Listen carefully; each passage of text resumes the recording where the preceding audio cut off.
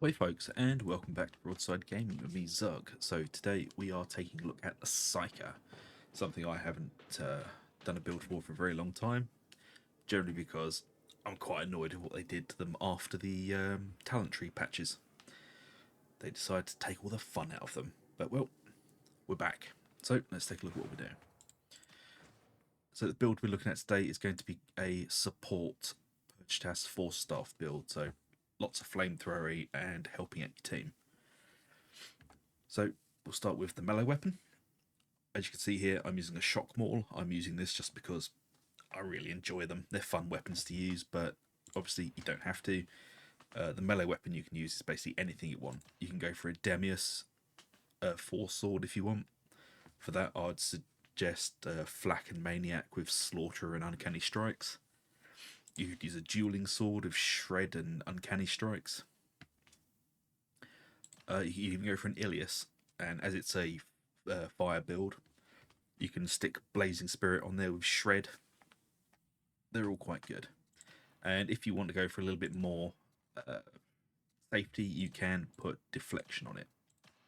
There you go. I've only got a rank 2 Deflection. Don't use it very often, but it is very good keeping you safe.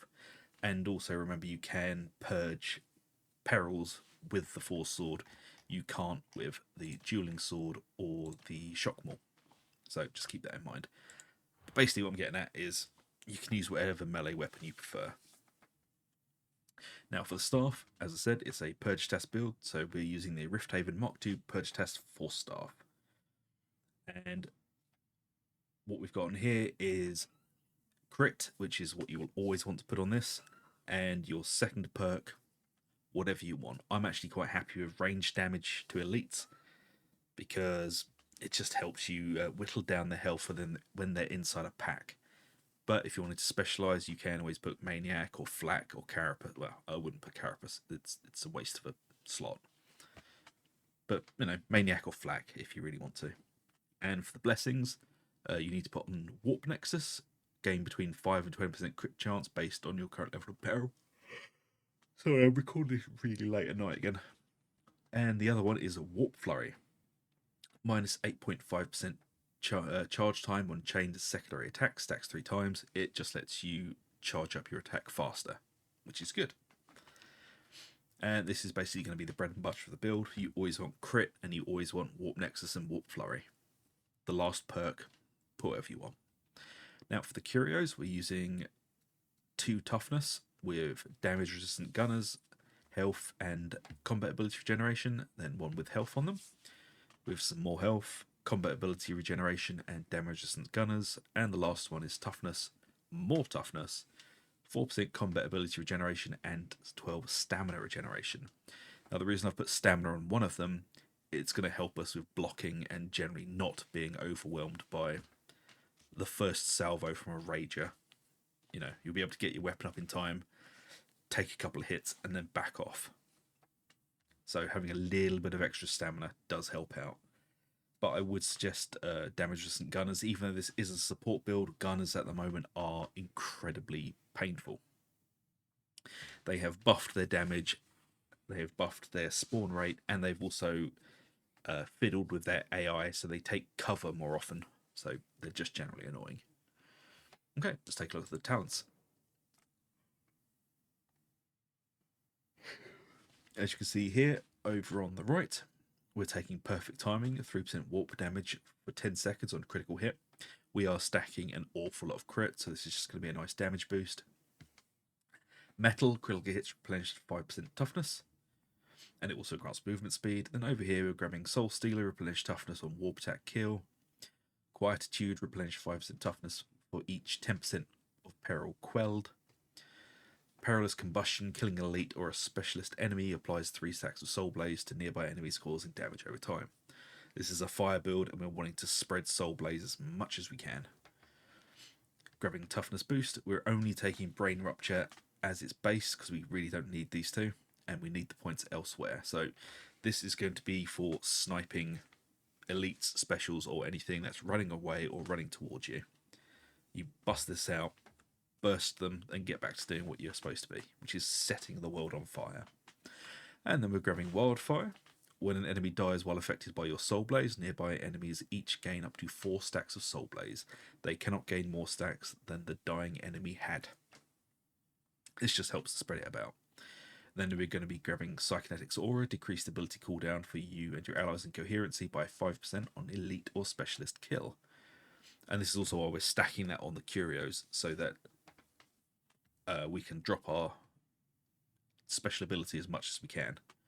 Then we're going to be grabbing Prescience. You and your allies in coherency gain 5% critical strike chance, again stacking crit. Empathic Evasion, a critical hit makes you count as dodging against ranged attacks for 1 second. Would be stupid not to take this with the amount of crit we're stacking. And then we're going to be taking Telekinetic Shield. This is the support part of the build. We're going to be dropping this as much as we can, especially with that decreased cooldown. We're literally going to be a moving bulwark for our team. So we are going to be dropping down this, clearing hordes, and hopefully just making everything a little bit easier for everyone around us. We are taking the Dome, and we're also taking Sanctuary, so that they regen some toughness inside of the bubble. We're taking critical chance boost here. We really do need this point because we want the crit. We're then taking Warp Raider. Deal up to 20% damage increased as your perils increase. We're going to be riding between, say, 50 to 80% peril at all times. That's the kind of sweet spot we want to be in. And then we're going to come down here on the left, and we're taking Puppet Master, 50% radius for your coherency aura. Solidarity, increased quill speed by 30%. Warp Siphon, killing an elite or specialist enemy grants you a warp charge for 25 seconds, stacking 4 times. Your next combat ability spends all available warp charges to reduce the cooldown of that combat ability by 7.5% per warp charge. These are also big damage boosts. So we are going to be taking Essence Harvest, Empyrean Empowerment, Fire Reborn, and Warp Battery. So now we have 6 stacks. Killing an enemy with Soul Blaze has a 10% chance to grant you a stack. Increase all base damage by 4% for each warp charge. Essence Harvest replenish 30% toughness over 5 seconds on gaining a warp charge. Gaining a new warp charge during this time resets the timer. So basically, we're not going to expend these very much. We're going to ride along with 6 charges to gain all of this lovely, lovely stuff. So that is generally how the build works. So how does it work in Playstyle? Well, really goddamn simple. Drop a shield, charge your staff, and burn everything that's not a teammate. The more you kill, the more powerful you'll become. The more soul blazes you'll be throwing out. Remember, you don't have Venting Shriek, so once you get to about 90, 95, well slightly, just so you don't go insane and explode. Drop the shield as often as you can. And if anything starts to try and get away from you, for example, a gunner, pop them. But remember, keep an eye on your perils. You may have to do it a few times on a crusher, but also watch your perils. No Venting Shriek, which means any small mishap, you will die. But that's the in and out of it, really. It's very simple. It's a very supporty build, but with a nice damaging core, so you can actually hold your own in a fight. Now, the reason I like to take the Shock Maul is, 1, it's a fancy new weapon, and 2, it does do quite a bit of damage. And also, it is hilarious. If you have to, you can cowpoke them. And it just gives you a little bit extra defense there.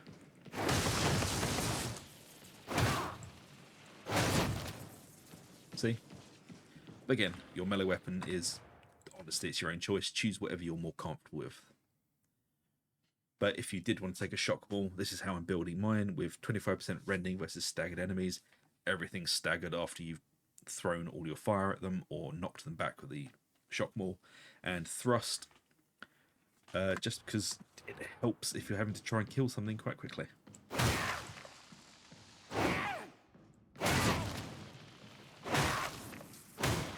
Thrust saw is a safe bet to take on things. As I said, take whatever weapon you really want to. My fallback for this is usually either the Demius with Slaughterer and Uncanny Strikes, or the Ilias. The Ilias is much better for dealing with hordes, and the Demius is really good for dealing with hard targets.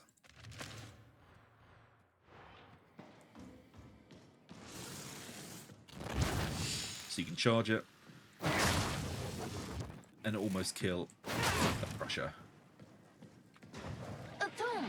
So remember, charging it is your special action button, and it tends to do quite a bit of damage.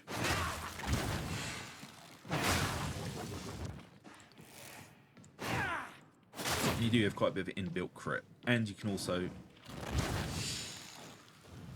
quell perils with it. So there you go, folks.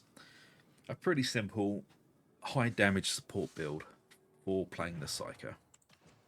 And the biggest plus of this is if you don't like aiming, this is the build for you. You don't have to be able to have any accuracy whatsoever. If it's in front of you, set it on fire. Simple as that. So I really do hope you enjoy this, folks, because actually I quite like this build. It's one I fall back to quite a lot.